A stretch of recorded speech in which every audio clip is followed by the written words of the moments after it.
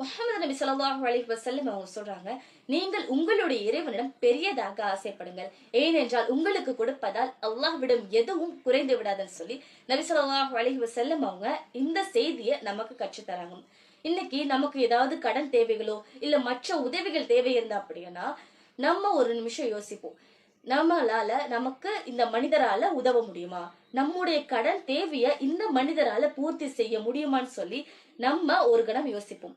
ஆனா நமக்கு யோசிக்கணும், நம்மையும் சரி அவர்களையும் சரி படைத்த அல்லாஹ்விடம், அதாவது குன் ஃபயகூன் ஆகு என்று சொன்னால் ஆகக்கூடிய ஆற்றல் அல்லாஹ்க்கு மட்டும்தான் இருக்கு.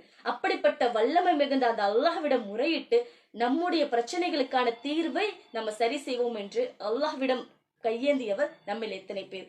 இன்ஷா அல்லாஹ் நம்முடைய தேவைகள் எதுவாயினும் அதை அல்லாஹ்விடம் மட்டுமே முறையிட்டு அதை பெற்றுக்கொள்வோம். அஸ்ஸலாமு அலைக்கும் வரஹ்மத்துல்லாஹி வபரகாத்துஹு.